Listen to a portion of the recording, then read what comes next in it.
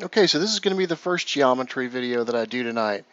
And if this does not cover everything, or if I don't get to everything, I'll put it in additional videos. I'm not going in any specific order, really. I'm trying to stay within the confines of going in a certain general order, but the things that I cover during the process of that may be kind of random because I'm just going to kind of go the way my mind takes me. So, and then I'm going to cover more and more of this. Generally, I'm going to put the pieces together in probably several videos. But what we have here is we have a puzzle. And this puzzle revolves around this particular geometry that you see here. Uh, how can we look at things to determine what the correct geometry is? Well, we can look at megaliths, such as Stonehenge, and we can look at things like this. This is taken, let me just zoom in on that real quick. This was taken from the door of a Rosicrucian temple that used to be hidden. It used to be a secret temple. And I borrowed this actually from Timothy Hogan. Here's Timothy Hogan right here, and he is the Grand Master of the Knights Templar. I've mentioned him before. And he's also a friend of mine, but he's also the one that told me that this was captured from a Rosicrucian temple that used to be secret, and it's located in Germany. But if you look at this thing, you'll notice that the triangle, the square, the circles that you see, they all have certain proportions about them that are important. And so when I started playing with this and put it together, I figured out that what the proportions were, but then additionally I was also able to use other symbols to fit them into this symbol, and then I bounced it off of Timothy to see if I was correct. And this is what I came to. So as one function of this geometry that you see here, and if you notice, I've got these squares, triangles, and circles, and I'm going to go over that with you in just a second.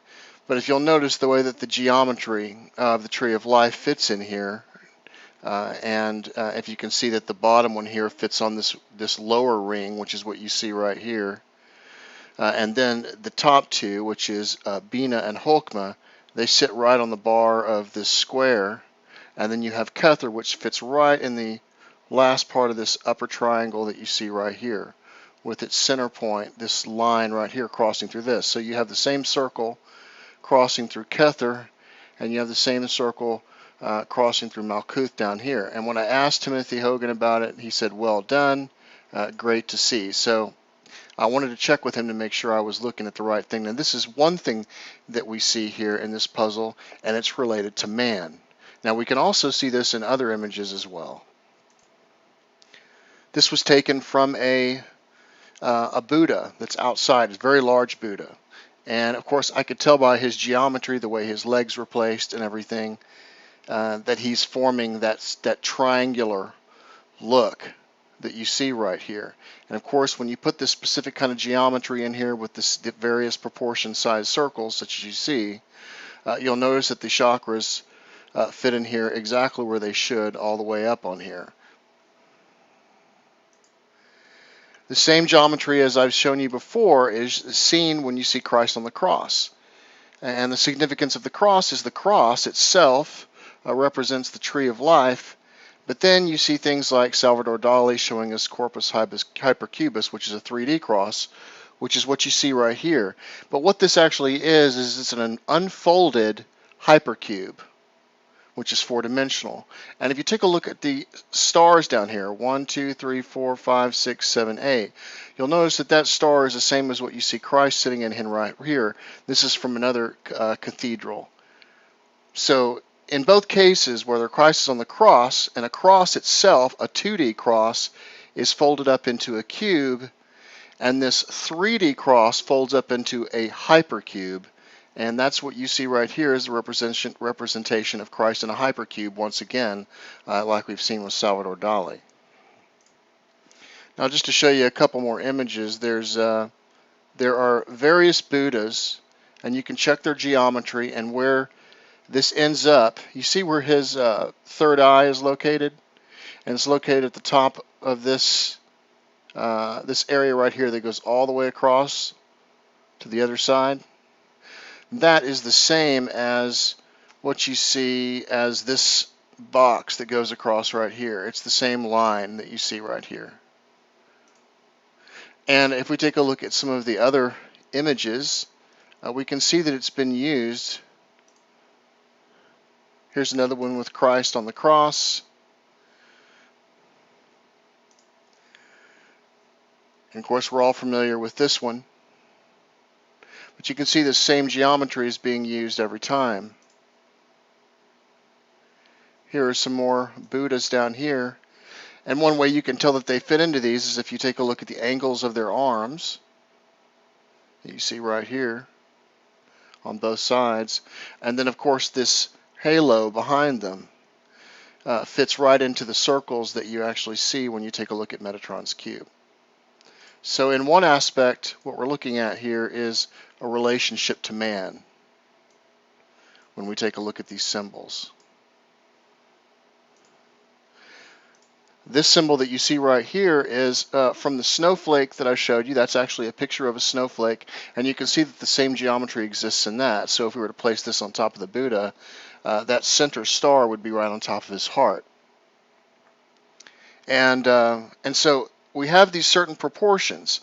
What I want to show you this time is I want to show you the significance of the way this geometry builds on top of itself, and you'll understand how I was able to pick out the idea that these particular proportions were something I needed to be looking at.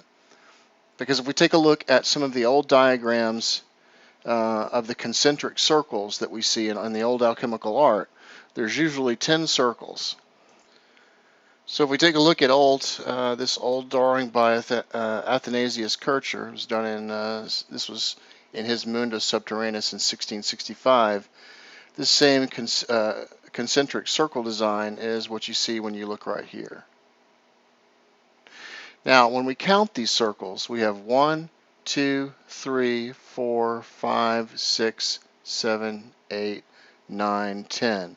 And if you notice, I have a couple of these highlighted in bright white, as well as I do here in the concentric squares. There's one highlighted here, and then I have one around these triangles. In every case, there's 10. Okay, so there's 10 squares, there's 10 circles, and there's 10 triangles. 1, 2, 3, 4, 5, 6, 7, 8, 9, 10 triangles. Okay, so that given the understanding that situation, we have to know that we're dealing with circles here, and this is where the next piece of the puzzle comes in, because we have to know what is the largest of these circles here, and that's where Stonehenge comes in. So I'm going to give you that real quick, and then we'll come back to this.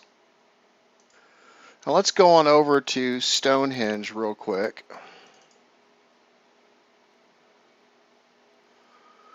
And let's take a look at something. So here's Stonehenge. And when I first looked at Stonehenge and I started looking at the geometry, I found the same kind of geometry in this. This stone right here would be the same place as where you would find it if it were right here on this triangle. It would be the location of what you would consider Kether if this were to be all of Stonehenge. Another significant thing about Stonehenge that we see that I grabbed from that geometry is this right here, because we have those 56 stones around the outside that we see. And if we move the size that we select of that stone is important, because if we move this by a certain degree each time, we get exactly 56. And this is where circle packing comes in that I was talking about a while back. So if you notice, these circles fit around here exactly. And the same size circle also goes across as well. And we have 1, 2, 3, 4, 5, 6, 7, 8, 9, 10, 11, 12, 13, 14, 15, 16, 17, 18, 19 circles going all the way across if we include the outer rim. Okay? And if you notice, this circle here that you see right here that's a little bit larger is twice the size of it.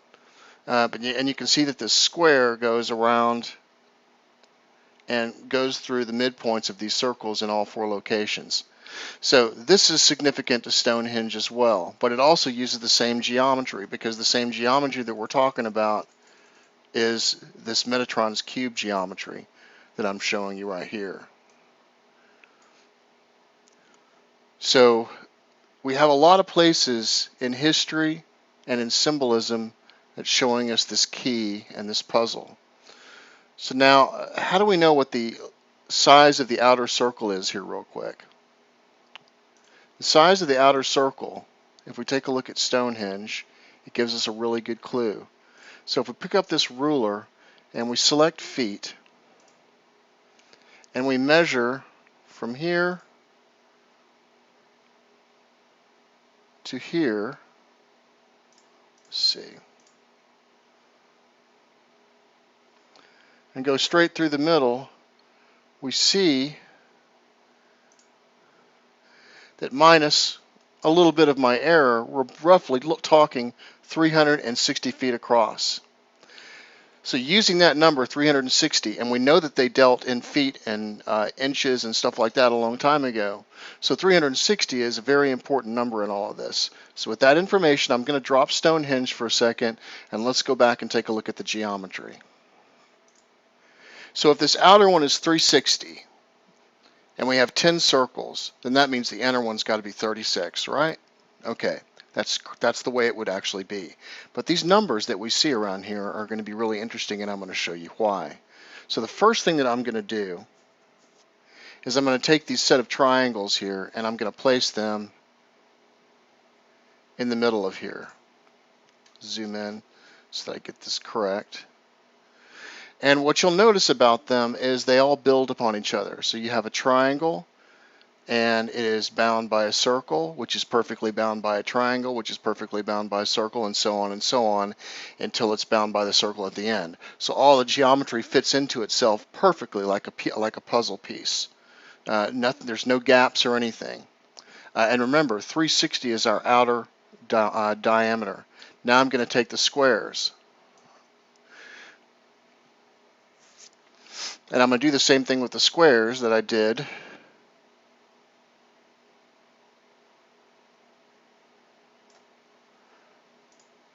and then we have something that looks like this. So now we have 10 squares, we have 10 circles, and we have 10 triangles. Now, if you'll notice, we have several highlighted circles, squares, and triangle. We have one triangle, we have 2 circles that are highlighted, and 1 square. And if we take that and compare that to this from the Rosicrucian Temple, you'll notice something that's very interesting.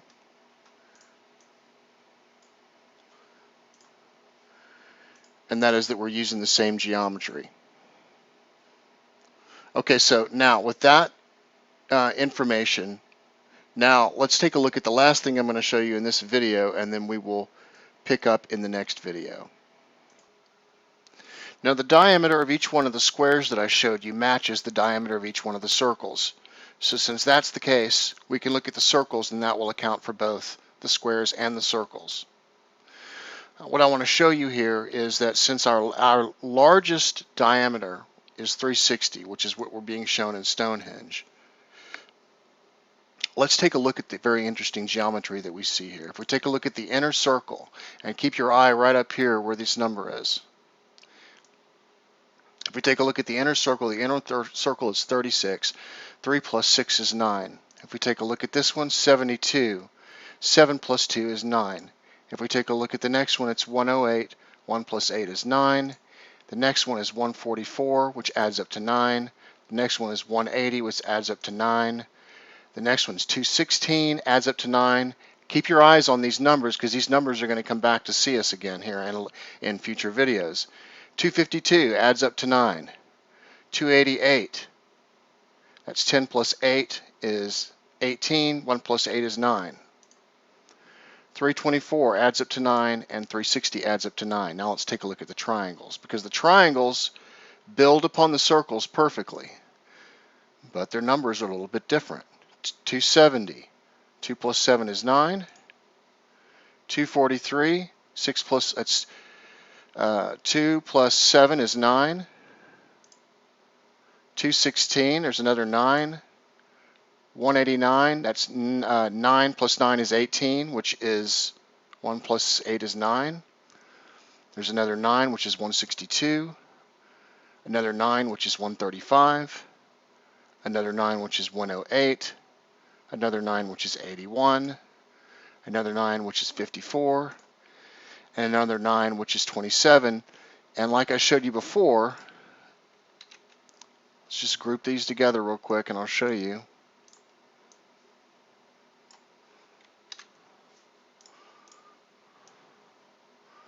The geometry of the triangles and the circles all fit together and they build upon each other, creating this. Now, the squares do something a little bit different, because when you take a look at the squares, even though they're all the same diameters of the circle, if we move them over and place them on top, you'll notice something interesting about them, and it kind of tells you where you are. The squares have some kind of a role in telling you where you're bounded, because if you take a look at the squares and the circles together, you'll notice that the first square, the corner of that square, is way before the circle. The second corner of the square is just inside the circle. The next one breaks it. The next one breaks it even more. The next one is almost right on it. So you can see that they kind of change all as they go all the way up here. Okay, another thing that we can take a look at is if we take a look at Metatron's cube itself. Let's take the squares off, and we'll take the triangles off, and we'll put Metatron's cube on top of this, and you'll notice that where the hexagons end and where the circles end, they end right at the boundary, of 360.